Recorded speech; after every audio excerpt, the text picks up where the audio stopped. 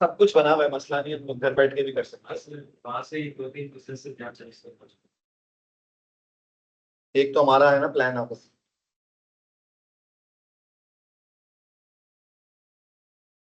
बेटा पेपर मिल गया आप लोगों को, क्वेश्चन नंबर 1 पढ़ें। एक्चुअली ये जो पेपर है, ये पेपर ऑफिशियली अभी रिलीज नहीं हुआ है, कैम्ब्रिज की जो टीचर्स का सपोर्ट है वहां पे नहीं आया। ये एक वेबसाइट है क्रैक ए लेवल्स, वहां पर ये पेपर जो है वो प्रोवाइडेड है, तो वहीं से हमने भी उठाया है और प्रिंट करवाया है ताकि हम जल्दी से सॉल्व कर लें एग्जाम से पहले। सही। फिगर 1.1 क्या कोड है वैसे इसका, ये है मार्च 2025, पेपर 4 वेरिएंट 2 और 0625 IGCS।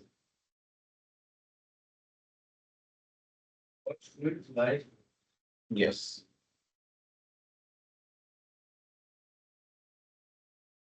स्प्रिंग कांस्टेंट कैसे निकालते हैं बेटा, के होता है F/E। किसी भी एक पॉइंट पर देखें फोर्स और एक्सटेंशन की क्या वैल्यू है। जैसे 1000 चले हैं, ये रहा ये पॉइंट जो बताया है ताहा ने, 1000 पर एक्सटेंशन है 0.02, तो ये हो गया 1000 डिवाइडेड बाय 0.02। क्या आंसर आया? 50,000। चेक करें। 50,000 और यूनिट क्या होगा इसका था? न्यूटन पर मीटर। देखिए हमने फोर्स 4 डिवाइड किया है एक्सटेंशन से। फोर्स का यूनिट क्या है ग्राफ में देखें, न्यूटन, और एक्सटेंशन का क्या है? तो बेटा फोर्स अपॉन एक्सटेंशन मतलब न्यूटन पर metre.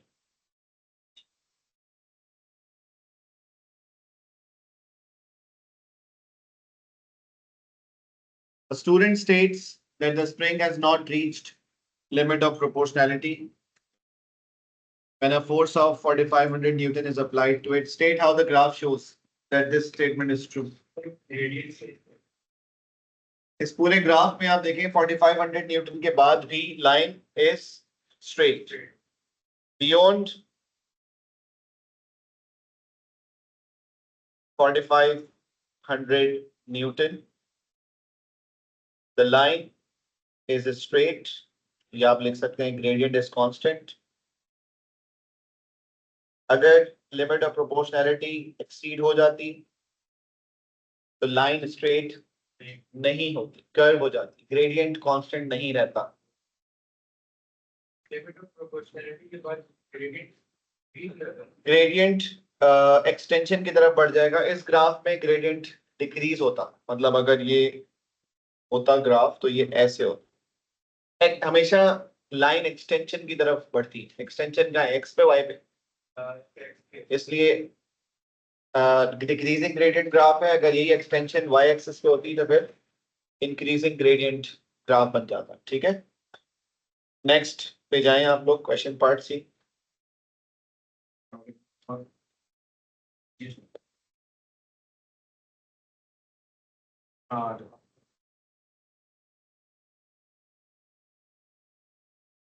Springs can be compressed by forces. The spring described by figure 1.1 is compressed by a force F and has an extension of 0.02 meter.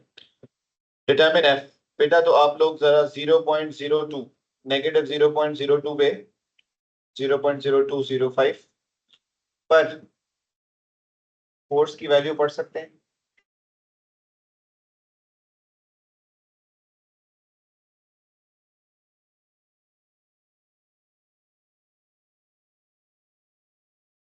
यही होगी ना? ये बताएं कितनी value.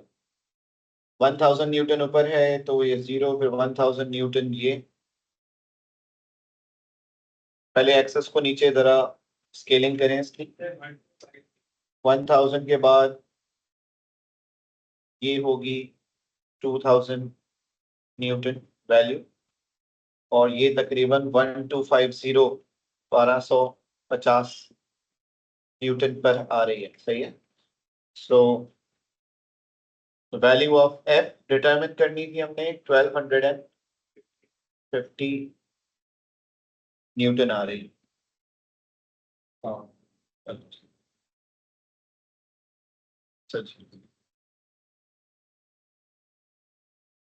State whether force is a scalar quantity or a vector quantity. Explain your answer. Force is, और explanation क्या होगी?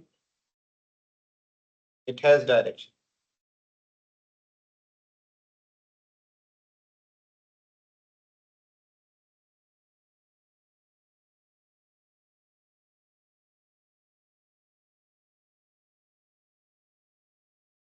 ठीक है, यहाँ तक हो गया। Trolley A and trolley B are on a horizontal frictionless bench. Trolley A moves to the right with a constant velocity u equals to 0.44 meters per second. Trolley B is stationary. Figure 2.1 shows trolley A before it collides with trolley B. State the momentum of trolley B before the collision. 0.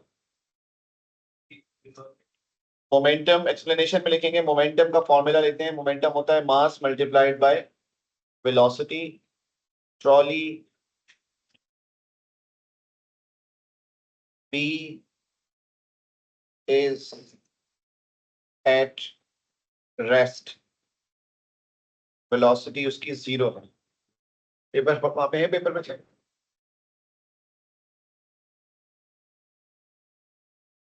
Trolley B is at rest, इसी वजह से trolley B का momentum 0 है। Momentum mass और velocity का product होता है, तो मास चाहे ट्रॉली बी का कुछ भी हो लेकिन वो रेस्ट में है, तो इसलिए मोमेंटम कितना हो जाएगा? 0 हो जाएगा। ठीक है। After the collision the trolleys are join together, join together को अंडरलाइन कर लेंगे, and travel with a constant velocity 0.18 meters per second to the right. The mass of trolley A is 0.75 kg. बेटा law of conservation of momentum की equation सुनाए। m1u1 plus m2u2 is equal to m1v1 plus, यही होती है equation. Trolley ए का मास कितना है? 0.75 multiplied by trolley ए की वेलोसिटी कितनी है? वो है 0.44। ठीक है, ये दीजिए ऊपर इनिशियल वेलोसिटी ट्रॉली ए की 0.44 प्लस ट्रॉली बी का मोमेंटम कितना है बेटा बिफोर कोलिजन? स्टेशनरी थी तो वो 0 होगा। इक्वल्स टू आफ्टर कोलिजन मास है 0.75 ट्रॉली ए का, और ट्रॉली ए की वेलोसिटी दी हुई है 0.18 मीटर्स पर सेकंड, प्लस ट्रॉली बी का मास हमें नहीं पता, लेकिन ट्रॉली बी की वेलोसिटी सेम होगी 0.18 मीटर्स पर सेकंड, क्योंकि इन्होंने बताया हुआ है कि दे ज्वाइन टुगेदर, दोनों एक साथ ट्रेवल कर रहे हैं, दोनों की वेलोसिटी आफ्टर कोलिजन सेम है। 0.75 इंटू 0.44 कितना होता है बेटा?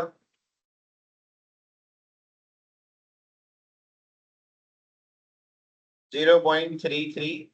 अच्छा एक और काम करें, इसका प्रोडक्ट निकालें। 0.75 इंटू 0.18 कितना होता है?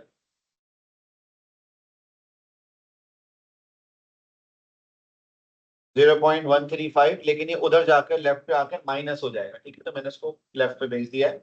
इक्वल्स टू राइट साइड पे क्या बचा हमारे पास? m2 multiplied by 0.18। अब मुझे बताएं लेफ्ट साइड पर इनको माइनस करके क्या आंसर आ रहा है? 0.33 माइनस 0.135, 0.195 ये आ गया। इसको डिवाइड कर देंगे हम 0.18 से, तो हमें मास मिल जाएगा m2।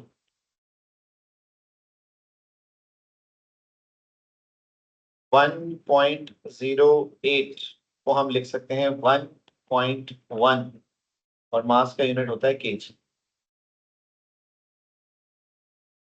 ठीक है, ये बात समझ आ गई आप लोगों को? Law of conservation of momentum, जब भी दो ऑब्जेक्ट्स एक दूसरे से कोलाइड करते हैं तो दोनों का सिस्टम का मोमेंटम कंजर्व रहता है, मतलब सिस्टम का momentum before collision will be equal to system का मोमेंटम आफ्टर कोलिजन। इक्वेशन याद रखेंगे, बाकी सारी वैल्यूज उन्होंने दी है, सिंपल मैथ्स यूज करें, और अननोन एक ही वेरिएबल है पूरी इक्वेशन में m2, वो हमने यहाँ से डिटरमिन कर लिया। यहाँ तक तो मसला किसी को? Done. Then the trolleys move onto a rough horizontal surface which exerts a constant force F on the trolleys and brings them to rest in 2.6 seconds. बेटा फोर्स का फॉर्मूला होता है F equals to delta P upon delta T. ठीक है, change in momentum upon time. ठीक है, तो मुझे बताएं चेंज कितना हुआ है मोमेंटम, सिस्टम का मोमेंटम बिफोर कोलिजन कितना था?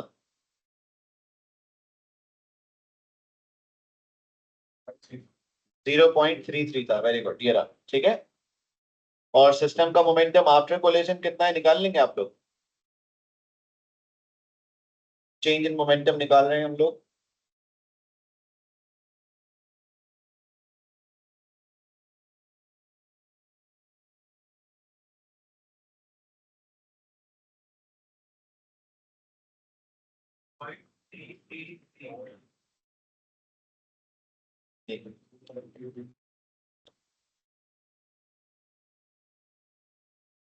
दोनों मोमेंटम को, चेंज इन मोमेंटम को माइनस करेंगे।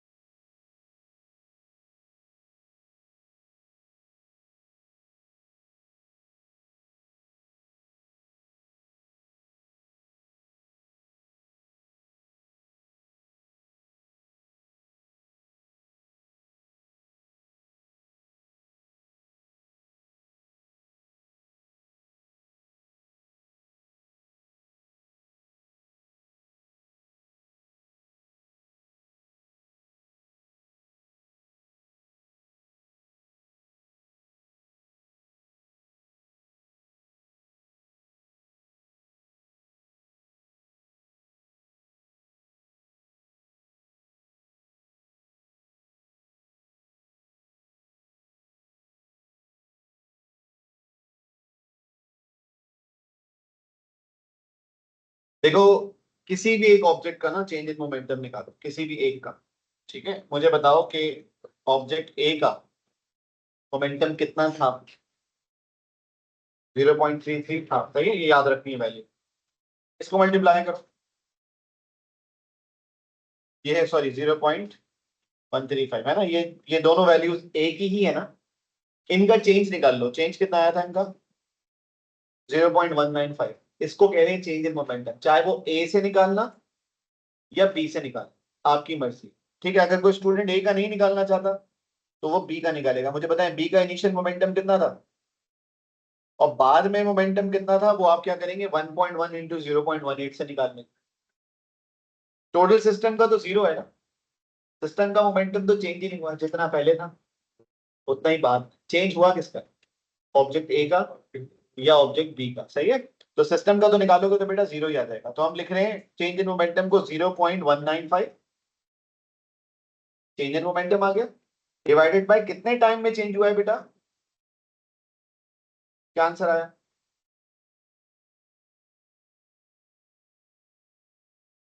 0.075। और यूनिट क्या होता है फोर्स का? न्यूटन।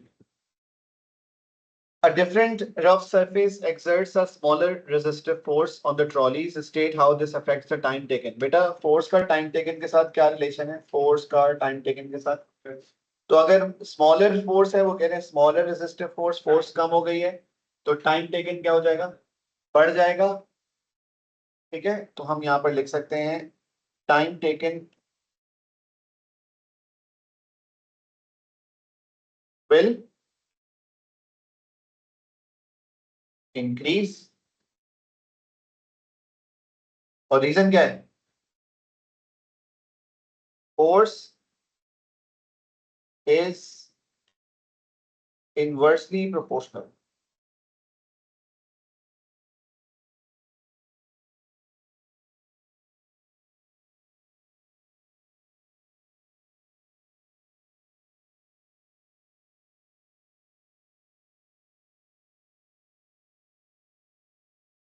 सही है, और हमें खुद भी पता है कि अगर एक सरफेस है जिसमें रेजिस्टिव फोर्स कम है तो रुकने में टाइम ज्यादा लगता है, और अगर एक सरफेस है जिसमें रेजिस्टिव फोर्स ज्यादा है तो जल्दी रुक जाए। सही है। State the region of the electromagnetic spectrum which radiates thermal energy from the heater। कौन सी एनर्जी होती है जो हीटर रेडिएट कर रहा है? वो है इंफ्रा रेड वेव। आपको वेव्स के नाम याद हैं सारे इलेक्ट्रोमैग्नेटिक स्पेक्ट्रम के? सुनाएंगे। Radio, micro, infra, visible, ultraviolet, x ray, gamma ray. और सारी जो वेव्स थी उन सबके अपने अपने यूजेस थे। तो ये वाले जो हीटिंग से जो रेडिएशंस निकलती हैं, सही है, तो हमने इंफ्रारेड वेव्स हैं, इंट्रूडर अलार्म्स, ह्यूमन बॉडी से रेडिएशंस, सारी किसके यूजेस थे? इंफ्रा के। Explain why the shiny metal surface behind the heating element increases the thermal energy radiated to the room। Shiny surface radiation को absorb नहीं करती, वो क्या करती है? रिफ्लेक्ट करती है। तो हीटर के पीछे शाइनी क्यों लगाया हुआ है? ताकि जो पीछे की तरफ भी रेडिएशन निकले वो भी आगे ही जाए, रिफ्लेक्ट हो जाए। सही है, इससे एफिशिएंसी बढ़ेगी। तो हम क्या लिखेंगे? Shiny surfaces are good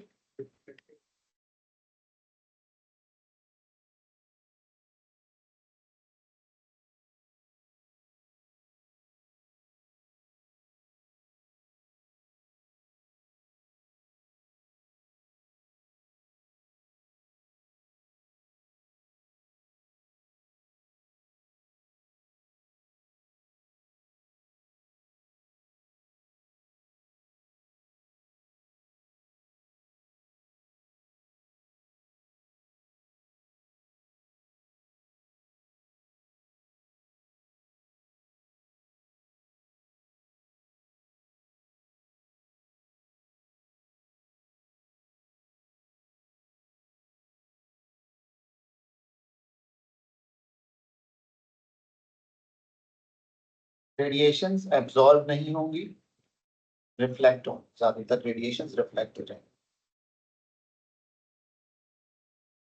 The metal outer casing of the heater is earthed। Explain why this is an important safety feature। Earthing कब फायदा देती है? अगर कोई लाइव वायर की इंसुलेशन डैमेज हो जाए और वो मेटल केसिंग को टच करने लगे, तो मेटल केसिंग में करंट फ्लो करेगा, तो मेटल केसिंग डेंजरस हो जाएगी। कोई कोई भी इसको टच करेगा तो उसको अर्थ लगेगा, उसको करंट लगेगा। तो अर्थ वायर क्या करती है? In case of fault it is acting as a safety. In case of fault, the current flows through earth wire। जब फॉल्ट होगा तो करंट कहां फ्लो करेगा?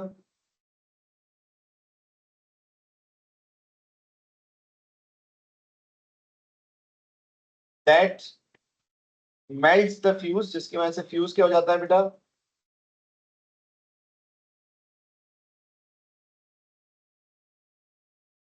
And device is isolated. Device main supply से isolate हो जाएगी, switch off हो जाएगी, मतलब काम नहीं करेगी, जो कि एक अच्छी बात है। अगर उसमें करंट फ्लो करता रहे, वो काम करती रहे, तो आप भी जाकर जब उसको स्विच ऑन या स्विच ऑफ करेंगे तो आपको इलेक्ट्रिक शॉक लग सकता है, क्योंकि डिवाइस में फॉल्ट है, करंट फ्लो कर रहा है उसमें। तो अर्थिंग से क्या फायदा होता है? Earthing aids safety. The mains voltage is 230 volts। The two identical heating elements are connected in parallel। Each heating element has a resistance of 89 ohms। Calculate the current in one। बेटा V और R given है, I निकालना है। I का formula होता है V upon R। V कितना given है और R कितना गिवन है, बताएं क्या आंसर आया 230 अपॉन 89 से।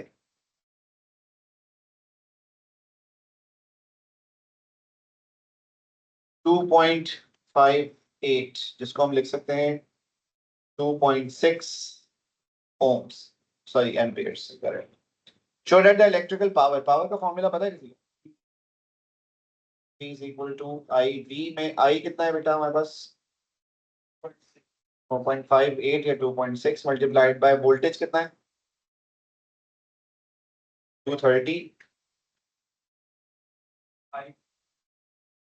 कितने हीटिंग एलिमेंट्स थे हमारे पास, दो है ना, अब ये एक निकलेगी ना, एक की होगी, कितना आ रहा आंसर 598 वॉट्स। ये एक का है ईच, ये हमने एक से निकाला है, सही।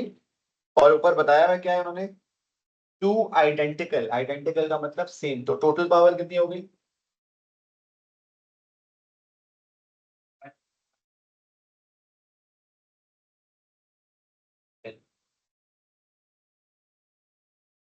टोटल पावर निकालने के लिए 2 टाइम्स 598 हो जाएगा, जिससे हमारा क्या आंसर आ रहा है बेटा 1196 वॉट्स। और उन्होंने बोला है अप्रोक्सीमेटली 1200, तो देखें तकरीबन 1200 की हमारे पास रीडिंग आ रही है, विच इज ट्रू।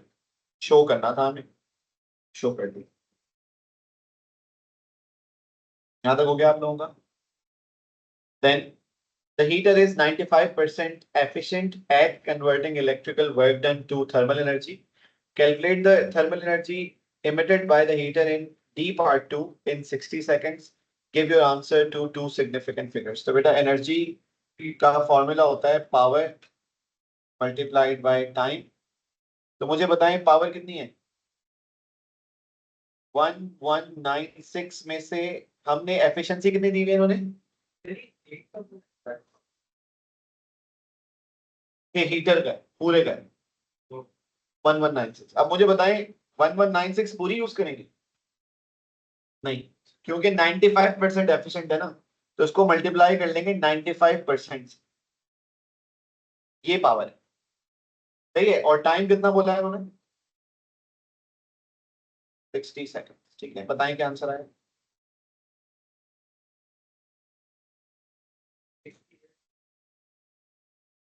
68,107, ठीक है। तो 172 ये वैल्यू, सो 68,000 राउंड ऑफ हो जाएगी ये जूल्स। 68,172 को टू सिग्निफिकेंट फिगर्स में अगर हम लिखते हैं, क्योंकि डेटा में ना दो से ज्यादा सिग्निफिकेंट फिगर्स दिए हुए नहीं, आंसर में हम लिख रहे हैं 68,000। A train has a maximum speed of 200 kilometers per hour. It accelerates from rest with constant acceleration of 0.7. Acceleration की definition बताएं। Rate of change in velocity per unit time. मैं नहीं लिख रहा, क्यों नहीं लिख रहा, क्योंकि मैंने रेट लिख दिया। अगर आप लिख रहे हैं change in velocity per unit time, तो या तो वो लिखेंगे या लिखेंगे rate of change in velocity. कुछ स्टूडेंट्स लिखते हैं rate of change in velocity per unit time, गलत हो जाएगा, ठीक है। एक्सेलरेशन का फॉर्मूला बताएं, v minus u upon t। क्या पूछा है उन्होंने, मैक्सिमम स्पीड पूछी है, accelerates from rest, initial speed कितनी है। अच्छा 200 किलोमीटर पर आवर को मीटर्स पर सेकंड में कन्वर्ट कर सकते हैं आप लोग, लिखें 200 किलो कितने कहते हैं, किलो 10 की पावर 3 मीटर्स पर आवर का मतलब होता है 3600 सेकंड्स, ठीक है। कन्वर्ट हो गया, बताएं क्या आंसर आया।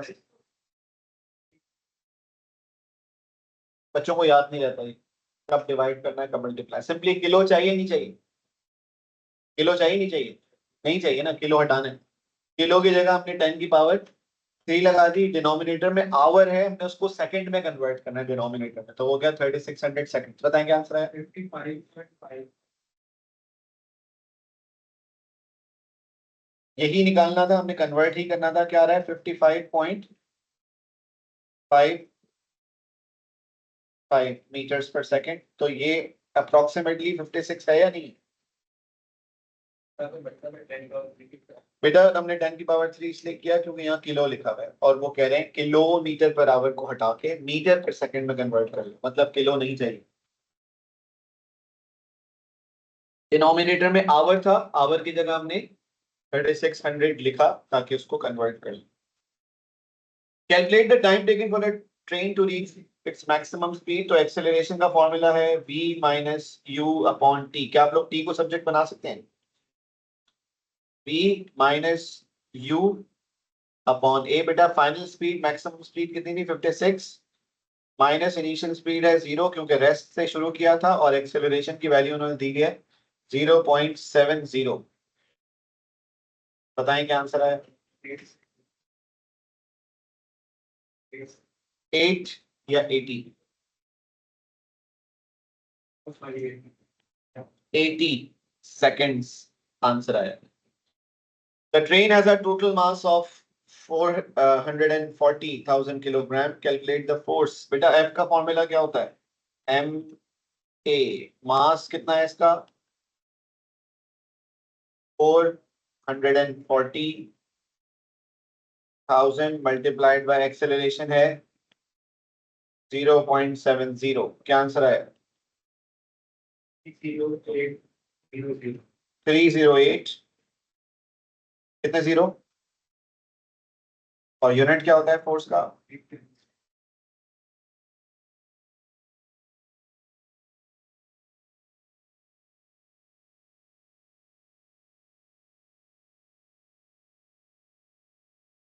The train travels into a headwind. The force of this headwind opposes the motion of the train. State and explain the effect of this force. ये फोर्स क्या कर रही है? ओपोज कर रही है ना। Very good. स्लो डाउन करेगी। स्टेटमेंट में हम लिख रहे हैं slows down the train.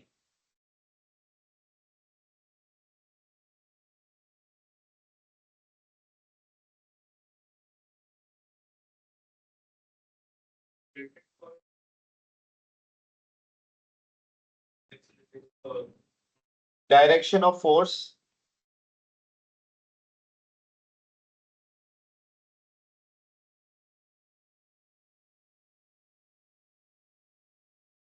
Is opposite to motion. बेटा हमेशा जब फोर्स मोशन के ऑपोजिट हो तो स्लो डाउन कराती है। ये ट्रेन जा कहाँ रही है? आगे। और फोर्स कहाँ लग रही है? पीछे। तो ये फोर्स ट्रेन को स्पीड अप नहीं कराएगी, स्लो डाउन कराएगी। अगर ट्रेन आगे जा रही हो, फोर्स भी पीछे से लग रही हो, तो फिर ट्रेन स्पीड अप होगी।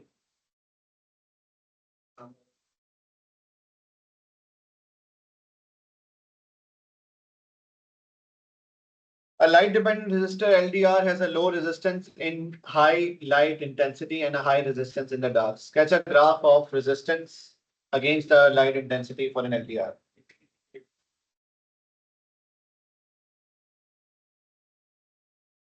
लाइट बढ़ेगी तो रेजिस्टेंस क्या होगी? कम होगी। वाई एक्सिस पे क्या है? रेजिस्टेंस। और एक्स एक्सिस पे लाइट लिख लेते हैं हम लोग। मुझे बताएं जब जीरो लाइट होगी तो रेजिस्टेंस मैक्सिमम होगी, और जब लाइट बढ़ती जाएगी तो रेजिस्टेंस कम होती जाएगी। ठीक है बेटा, अगर आप ये वाला ग्राफ बनाएंगे तो जब लाइट जीरो तो रेजिस्टेंस जीरो, और लाइट बढ़ रही है तो रेजिस्टेंस भी बढ़ रही है, शो होता है।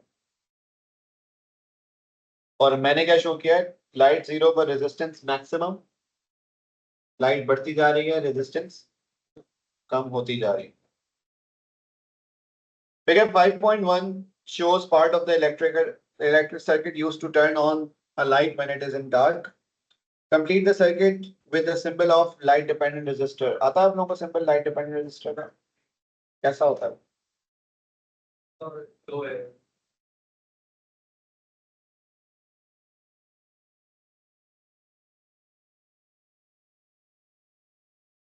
light dependent resistor. Explain why the lamp is off in the light and the lamp is on in the dark.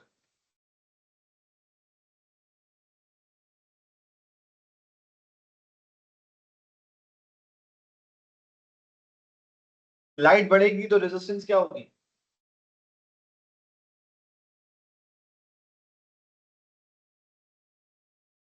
Light is when the lamp is off.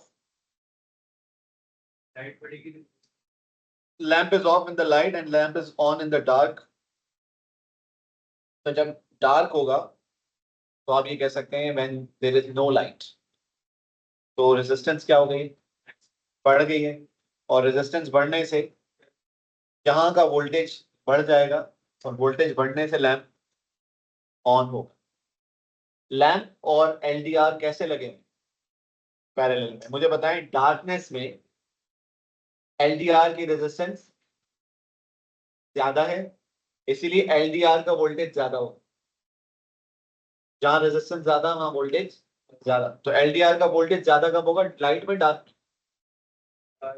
और वोल्टेज बढ़ेगा तो फिर लैंप का वोल्टेज भी बढ़ेगा, क्योंकि लैंप कैसे लगा हुआ है? पैरेलल में लगा हुआ है। तो हम लिखेंगे इन dark the resistance of LDR is higher.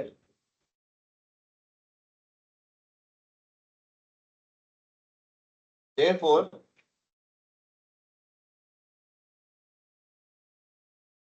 the voltage, या आप लिखें potential difference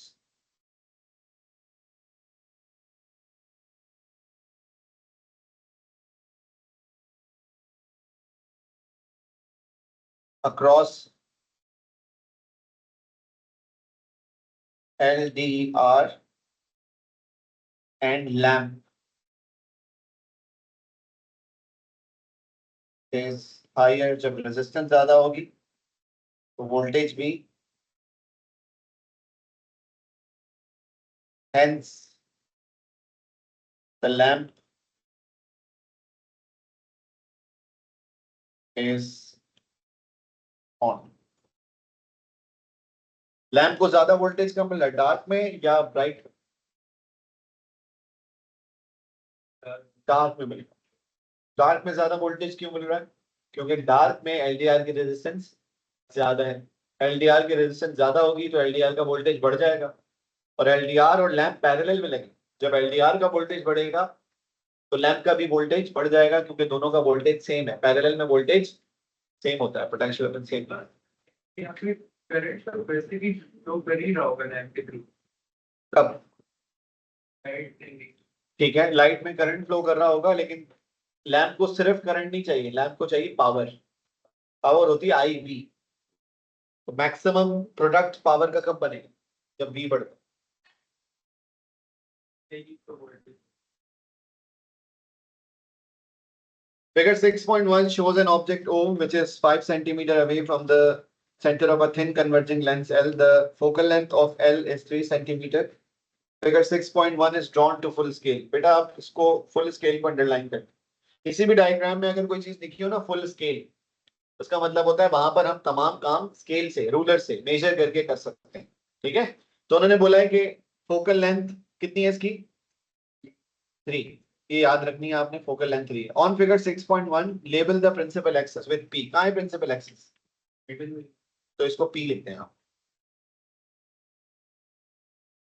सही है, प्रिंसिपल एक्सिस को पी लिख देंगे। This is principal axis.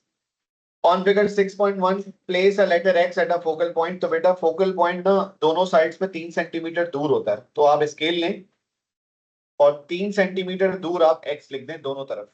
किसी भी साइड पे लिख सकते हैं। ये आ गया आपका x। चेक करें कि x कितना दूर आ रहा है। 3 सेंटीमीटर दूर होना चाहिए दोनों side.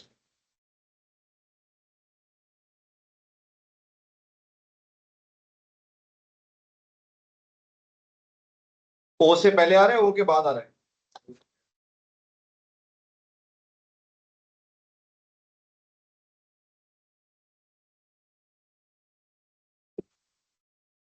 On figure 6.1, draw two rays from O to locate the tip of the image produced by the lens. तो अब इसमें हम लाएंगे रूल याद है आप लोगों को? तो लाइट रे पैरेलल जाती है, वो फोकल पॉइंट से पास होती है, मतलब एक्स से पास होती है, और जो लाइट रे ऑप्टिकल सेंटर से जाएगी वो स्ट्रेट जाएगी। ठीक है, तो क्या करना है इन्होंने, वो कह रहे हैं टिप ऑफ द इमेज। तो कहां बन रही है? यहां पर आप ओ लिख सकते हैं, O is the tip of the image. जहां पर दोनों लाइट रेज कट करेंगी, इंटरसेक्ट करेंगी, दिस इज द पॉइंट जहां पर आपको इसका इमेज बनेगा, मिलेगा। आपका थोड़ी डायग्राम मेरी डायग्राम से डिफरेंट हो सकती है, क्योंकि मैं आईपैड पे कर रहा हूँ, आप लोग एक्चुअल मेजरमेंट्स पे कर रहे हैं, स्केल से ड्रॉ करके, मेजर करके, तो आपकी ज्यादा बेहतर होगी मेरी वाली से। ठीक है, लेकिन बन तो मैग्नीफाइड ही रहा होगा। आप देखें, ऑब्जेक्ट छोटा है, लेकिन इमेज, ये जो बड़ी ये जगह है, ये बड़ी है, तो ये याद रखेंगे। अब बताएं कि place a tick in the right hand column next to all the terms that describe the image. मुझे बताएं, क्या ये इनलार्ज्ड है या डिमिनिश्ड है? इन्वर्टेड है, रियल है? ये इन्वर्टेड है और रियल भी है। क्या ये सेम साइज है? क्या ये अपराइट है? क्या ये वर्चुअल है? ठीक है, ये सारी टर्मिनोलॉजीज आप लोगों को पढ़ते हुए बताई हुई हैं, वहां से आपने रिवाइज किया। The object moves closer to L. बेटा एल क्या चीज है? फोकल पॉइंट है। ऊपर देखें, पहली लाइन में लिखा हुआ है focal length L.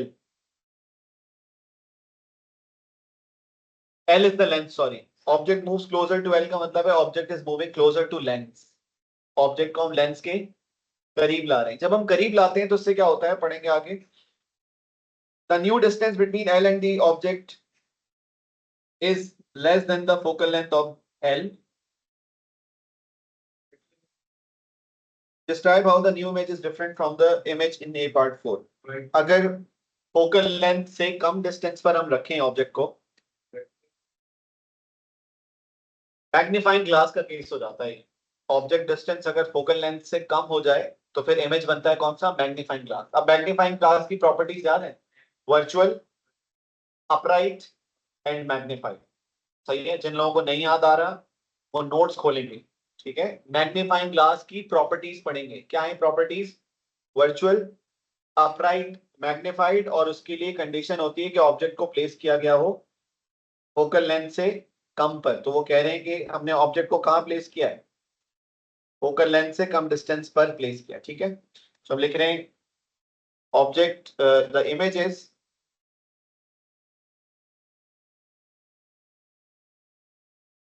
virtual,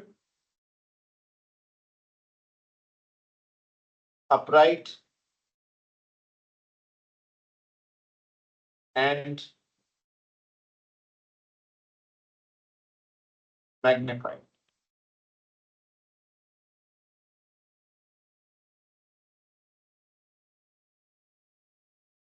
Figure 7.1 is a scale drawing of light waves approaching a narrow slit. Name the wave effect produced by the narrow slit. क्या हो रहा है यहाँ पर? डिफ्रैक्शन हो रहा है। डिफ्रैक्शन का मतलब spreading of wave when it passes through the gap. Determine the wavelength of the light. Give your answer to two significant figures using figure 7.1. क्या यहाँ पर स्केल लिखा हुआ है? अब आप क्या करेंगे बेटा, वेवलेंथ ना इस गैप को कहते हैं। मैं जो ब्लू लाइन बना रहा हूँ मैं, ये इसकी मेजरमेंट लें जरा आप लोग, इस गैप की। This is called lambda. बताएं कि इस लाइन की लेंथ बिटवीन कितनी आ रही है, बिटवीन द वेव फ्रंट्स? कितनी आ रही है? 1.1 आ रही है। सही है। अब मुझे बताएं, 1 सेंटीमीटर था कितने के बराबर? 1 सेंटीमीटर बराबर है 4 एक्सपोनेंट -7 मीटर के। सही है, और हमारी क्या आ रही है लेंथ? 1.1 सेंटीमीटर आ रही है, तो क्रॉस मल्टीप्लाई कर लेंगे आप लोग। जरा करें, 1.1 इंटू 4.4 हो जाएगा। यस, बीच में आ रहा हूँ 1.1 तो हमेशा छोटी वैल्यू लो। यही आ रहा है 4.4 एक्सपोनेंट -7। ठीक है। अच्छा, अब ये जो हमारा आंसर 1 सेंटीमीटर यहाँ पर है ना, हो सकता है जो एक्चुअल पेपर हो या मार्किंग स्कीम हो ना इसकी, तो उसमें डिफरेंट हो। क्यों? क्योंकि हमारा प्रिंटर अलग है, हमारा पेपर साइज अलग है। कैम्ब्रिज का पेपर साइज A4 नहीं होता, थोड़ा डिफरेंट साइज होता है, तो उधर थोड़ी सी इमेज की जो स्केलिंग है ना वो अलग तरीके से हुई है। तो हमारा आंसर क्लास में जो आ रहा है वो, और जो आप मार्किंग स्कीम में देखेंगे वो थोड़ा सा डिफरेंट हो सकता है, क्योंकि वहां पे स्केलिंग अलग हुई। On figure 7.1, draw three wave fronts that have passed through the narrow slit. तो बेटा वेव फ्रंट्स पास होने के बाद कैप उनका सेम ही रहेगा। ठीक है, तो तकरीबन सेम कैप पर आप लोग वेव फ्रंट्स बनाएंगे।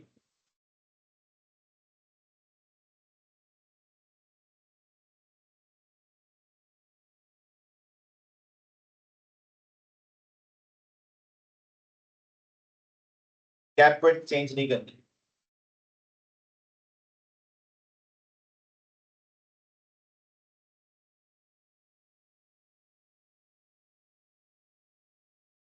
A foghorn emits a sound with frequency 380 hertz. The sound is heard by a ship 2.5 kilometer away from the foghorn.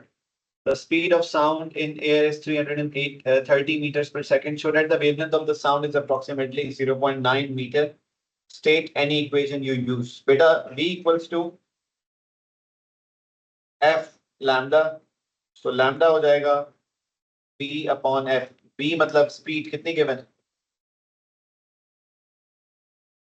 330 divided by frequency is 380. Check करें, आपका आंसर 0.9 मीटर आ रहा है। Approximately 0.9 मतलब 0.86 आ रहा है, तो 0.9 मीटर काउंट हो सकता है। Calculate the time taken for sound to travel to the ship from the fog horn. Time का फॉर्मूला क्या होता है? Distance upon speed. डिस्टेंस है 2.5 किलोमीटर। बेटा किलो कितना होता है? 10⁻³ डिवाइडेड बाय स्पीड कितनी है? 330। 7 पॉइंट हो गया 7.6 seconds.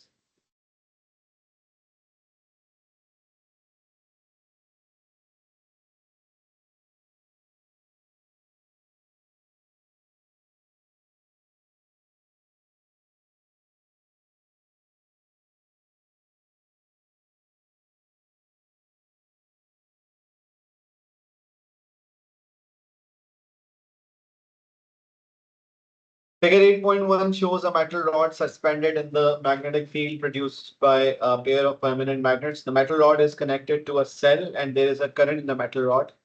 State the direction of the force on the metal rod due to the current. बेटा करंट की डायरेक्शन बनाए पहले इसके ऊपर, वो होगी ऐसे, है ना। देखिए करंट फ्लो करता है फ्रॉम पॉजिटिव टू नेगेटिव, तो वायर में करंट की डायरेक्शन होगी ऐसे। ठीक है, लेफ्ट हैंड रूल लगाएं इसके ऊपर।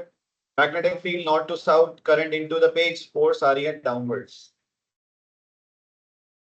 ठीक है, मैग्नेटिक फील्ड फर्स्ट फिंगर होती है नॉर्थ टू साउथ, करंट की डायरेक्शन इनटू द पेज है, और फोर्स आप देखें थंब आपका पॉइंट कर रहा है डाउनवर्ड्स। इसकी वीडियो मैंने आप लोगों को कल की क्लास में भी बोला था, ये चैनल पर है, आप लोगों ने देखनी है। Left hand rule, right hand grip rule, DC Motors के कॉन्सेप्ट की वीडियोस अपलोडेड है, वहां से देखिए। डायरेक्शन ऑफ फोर्स कहाँ आ रही है, और एक्सप्लेनेशन का मतलब है आपको कैसे पता चला। सो करंट कैसे पता चला बेटा? Current is into the page. सही, करंट वायर में जो है वो हमने पता चल गया, conventional current into the page है। And using left hand rule,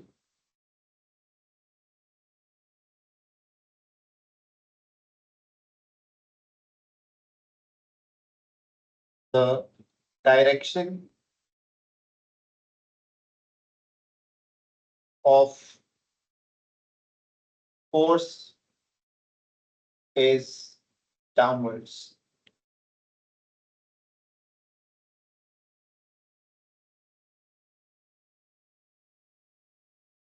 ठीक है, करंट की डायरेक्शन हमें पता है, मैग्नेटिक फील्ड पता है, नॉर्थ टू साउथ देखते हैं यहाँ पे magnetic field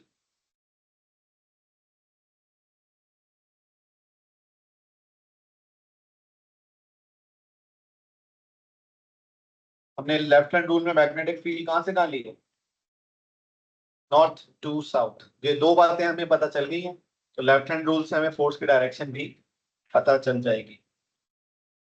The connections to the cell are reversed, state how this change affects the force। बेटा अगर कनेक्शन रिवर्स हो जाए तो करंट रिवर्स हो जाएगा, और करंट रिवर्स हो जाए तो फोर्स जो डाउनवर्ड्स थी वो अपवर्ड्स हो जाएगी। मतलब हम लिख सकते हैं कि direction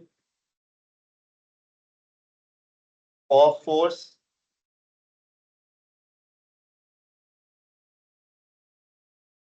is reversed।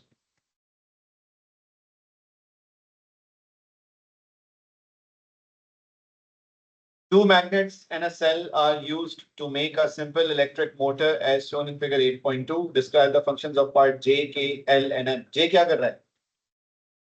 J carbon brushes है, क्या करते हैं, कनेक्ट करते हैं कम्यूटेटर को बैटरी के साथ। Carbon brushes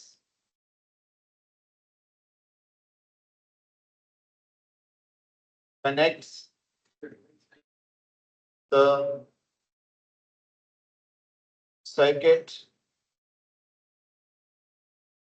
with the coil। coil भी लिख सकते हैं या स्प्लिट रिंग कम्यूटेटर भी लिख सकते हैं। K क्या चीज है? अब K क्या हो रहा है बेटा? K जो है इसमें करंट फ्लो कर रहा है और ये रोटेट कर रहा है। K is a coil,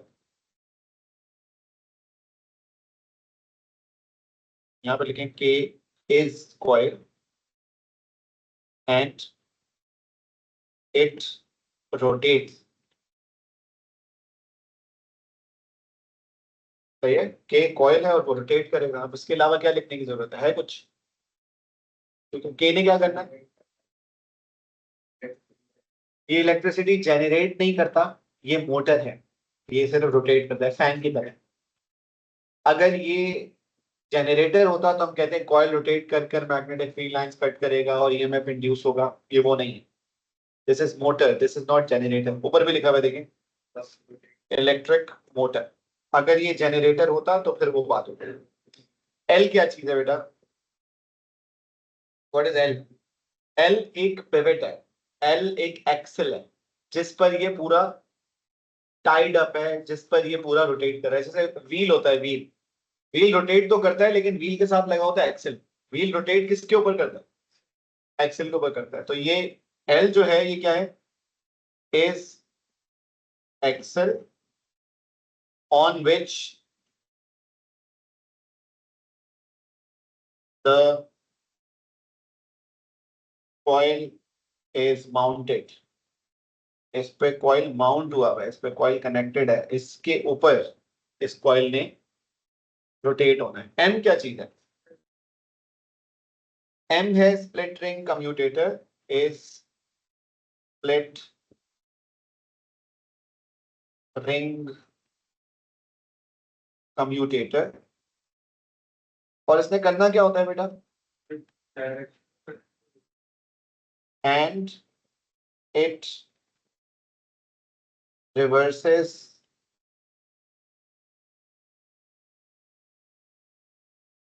the direction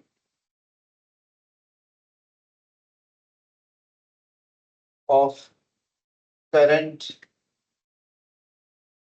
in coil। इसका हमने 3 मार्क का सवाल याद किया हुआ है क्योंकि इसका एक ही मार्क है अभी, तो इसके हम ज्यादा डिटेल नहीं दे रहे। वरना आपको पता है कि कब रोटेट कर कब रिवर्स करता है, after it passes vertical position so that the coil rotate in one direction only. ठीक है, वो हम पूरी बात बता सकते हैं। Explain what isotopes are. atoms of the same element having same number of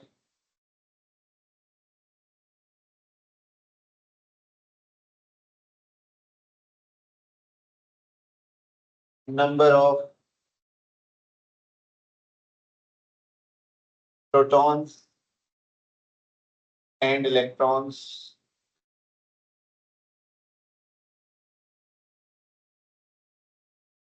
but different neutrons.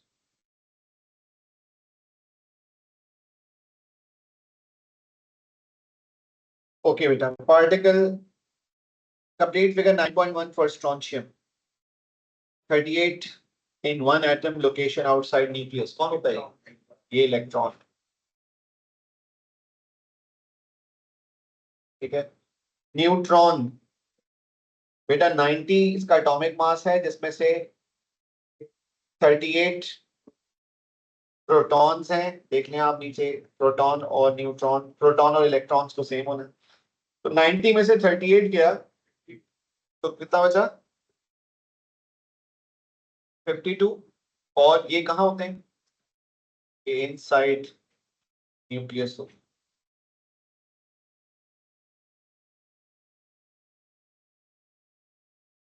ठीक है. Then strontium 90 is used to measure the thickness of metal sheets in industry. Strontium 90 decays by emitting beta particles which pass through a metal sheet to a detector. One metal sheet is 0.5 millimeter thick. Suggest why strontium 90 is a suitable radioactive source to measure the thickness of the metal sheets. Beta particles can pass through, can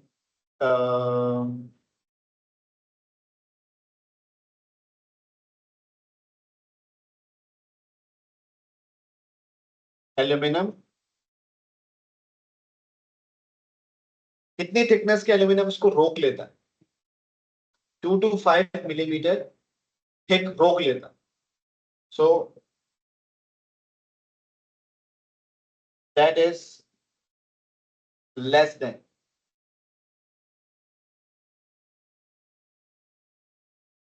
2 to 5 millimetre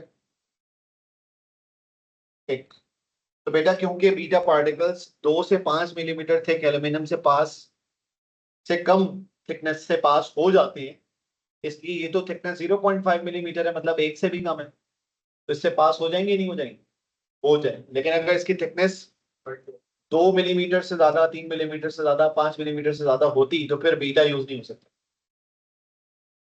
Half-life strontium 90 is approximately 27 years. Figure 9.1 shows the shape of a decay curve. Strontium 90 source is replaced with a new source after 15 years. Using figure 9.1 suggests why strontium 90 source that is more than 15 years old needs to be replaced with a new source. Radiation शुरू में कितनी है? 100. और 100 से कितनी हो गई है? 25 से भी कम हो गई है. कितने टाइम में? 15 सालों के बाद 15 तक तो ये इसकी रेडिएशन आ रही है, और 15 सालों के बाद इसकी रेडिएशन कम हो गई है, मतलब इसकी रेडिएशन बैकग्राउंड रेडिएशन के करीब करीब हो जाएंगी. तो हम मेजर नहीं कर सकेंगे ये बैकग्राउंड रेडिएशन है या स्ट्रोंशियम 90 की radiation. After 15 years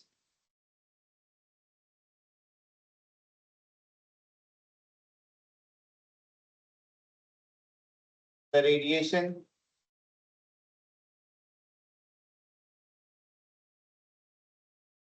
are almost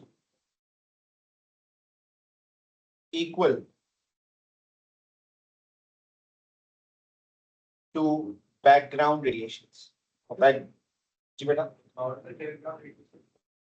ऐसी होती है, कुछ होती है, मतलब 30, 40, 50 ऐसे. लेकिन वो पहले ही वीक सोर्स है, तो थोड़े टाइम के बाद उसकी रेडिएशन ना होने के बराबर होंगी, तो हमें डिटेक्टर पर ज्यादा चेंज दिखेगा ही नहीं।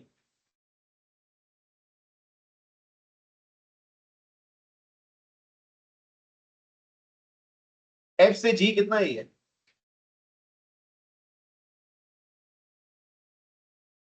एफ से जी रिवॉल्व कर रहा है एंटी क्लॉकवाइज, सही है। अगर ये क्लॉकवाइज रोटेट कर रहा होता तो एफ टू जी 3/4 होता, लेकिन ये रोटेट कर रहा है एंटी क्लॉकवाइज। तो कह रहे हैं कि figure 10.1 shows the path of the earth as it orbits the sun. X is the position of the earth where scientists observe the apparent motion. Number of days कितने होंगे बेटा? एक पूरे जो साल होता है ना, पूरी रेवोल्यूशन, वो 365 होता है। ये 365 का क्वार्टर है, तो इसलिए हम इसको भी क्या करेंगे, 365 डिवाइडेड बाय 4। कितना हुआ? 91.25, तो ऑलमोस्ट 91 डेज हम लिख सकते हैं। एक्सप्लेनेशन क्या है? कंप्लीट रोटेशन टेक्स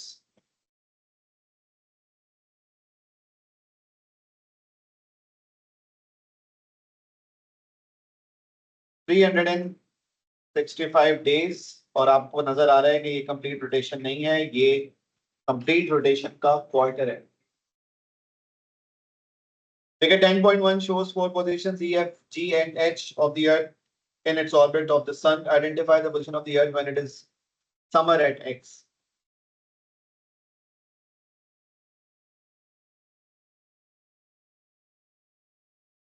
बेटा समर कौन सी है, F या H? X वाली पोजीशंस, 4 X पोजीशंस है, E, G, F और H, तो कहां पर होगी?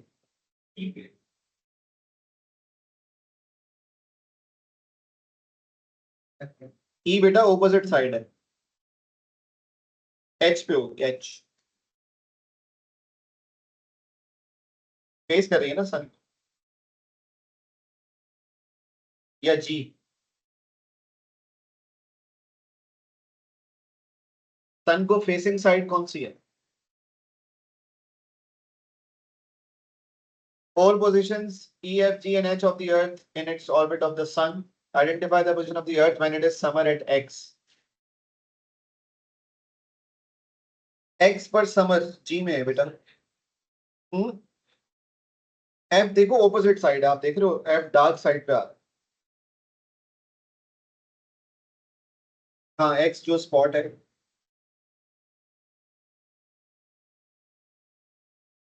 नहीं ना, E में तो उसके ऑपोजिट साइड पर, मतलब सामने वाली साइड पे ही है।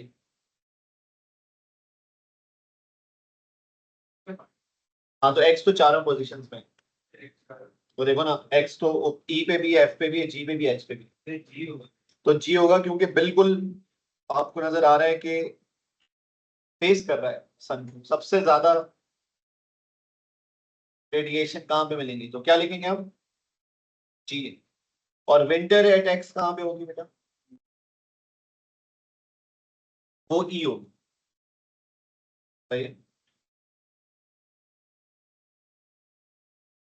The orbital speed of the Earth around the Sun is approximately 3 exponent 4 meters per second. Calculate average radius. Orbital speed का फॉर्मूला क्या होता है? 2 pi r upon t, और अगर हमें निकालना है r, तो ये हो जाएगा v into t upon 2 pi। v कितना दिया हुआ है? 3 exponent 4। टाइम कितना होता है? 365 डेज होता है, और डेज को आवर्स में 24 और सेकंड्स में 3600 से मल्टीप्लाई करके कन्वर्ट करेंगे, डिवाइडेड बाय 2 पाई। क्या आंसर आया?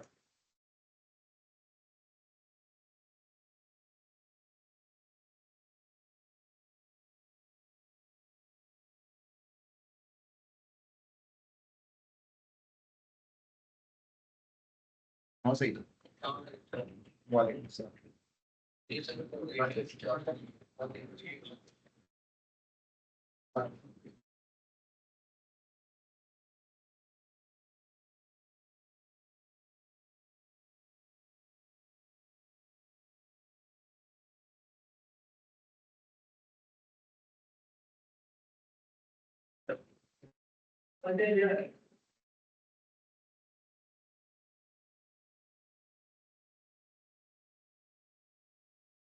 क्या है आंसर इसका?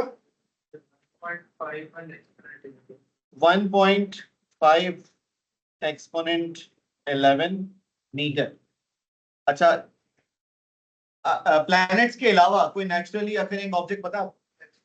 कॉमेट्स हो सकते हैं, एस्टेरॉइड्स हो सकते हैं, ठीक है। तो यहाँ पर आपने ये पेपर हो गया खत्म। मुश्किल था, आसान था? 80-90% तो स्कोर हो सकता है, नहीं हो सकता? ओके जी, अल्लाह हाफिज। ये अपलोड कर दूंगा मैं लिंक पे।